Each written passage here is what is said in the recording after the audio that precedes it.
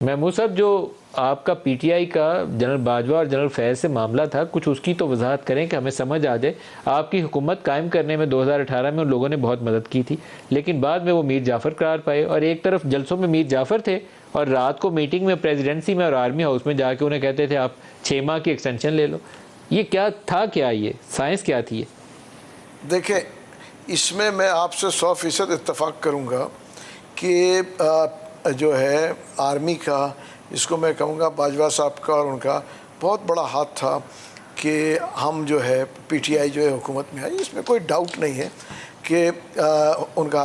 और देखें आप, मैं पहले भी कह रहा था, ये फ़ौज को लेके सब चल रहे थे और हर चीज़ के ऊपर अग्रीएबल थे।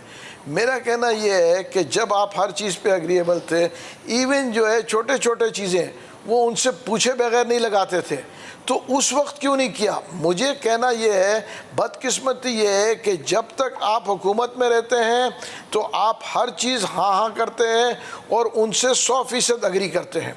जैसे ही आप हुकूमत से जाते हैं तो वो बुरे हो जाते हैं। तो इसका कोई मुझे जवाब दे दे ना। इतने लोग पार्टी में बैठे हैं, वो कह दें कि कौन ऐसी चीज़ थी जो फ़ौज के बगैर पूछे या बाजवा साहब के और वो दूसरे हमारे फैज़ साहब के बगैर पूछे हिलते नहीं थे और उनकी तारीफ़ों में पुल बांधे जाते थे। आज जो वो कह रहे हैं, देखें, यही तो इसको कहते हैं ना, जिसको वो कहते हैं कि एहसान फरामोश का लफ्ज़ इस्तेमाल करूं कि एहसान फरामोश कि यार उस वक्त, आज अचानक क्या हो गया? क्योंकि आपकी हुकूमत उनके हिसाब से आप जो है काबिल नहीं रहे थे और मुल्क को जो है महंगाई हो गई थी, चीज़ें कंट्रोल में नहीं आई थी। इस वजह से ये जो है आपको देखें, अगर उन्होंने, जैसे मैं आज भी कहता हूँ और पहले भी कहता रहा हूँ, बिल्कुल गेम जो हम गवर्नमेंट हटी है बिल्कुल एज पर एथिक्स है।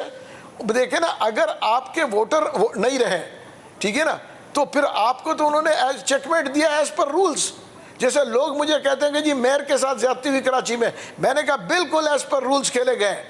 चेकमेट अगर हुआ है, एक्सेप्ट योर चेकमेट, आप अपनी गलतियों को एक्सेप्ट करें।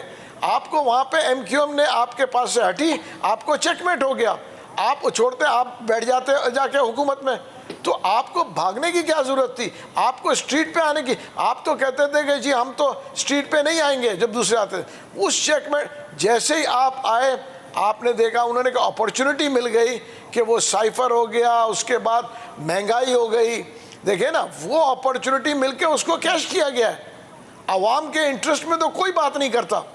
क्या महमूद साहब ये मुझे बता सकते हैं कि ये आइडिया ये किसकी ज़हनी एतरा थी कि अमेरिका के ऊपर और जनरल बाजवा के ऊपर इल्ज़ाम लगाते हैं कि अमेरिकी साजिश थी और यहाँ से मीर जाफ़र ने हुकूमत गिरा दी?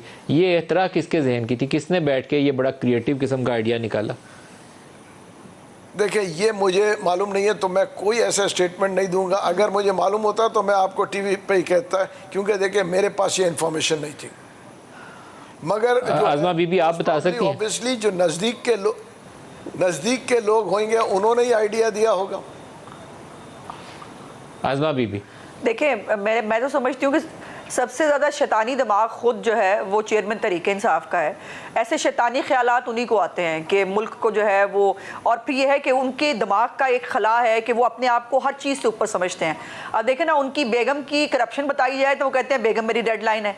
जब आप उनकी जो है वो उनको हटाने की बात करें तो वो कहते हैं मैं पाकिस्तान की डेडलाइन हूँ। वो पाकिस्तान को क्रॉस कर देंगे लेकिन उनको जो है वो जेल नहीं जाना चाहिए।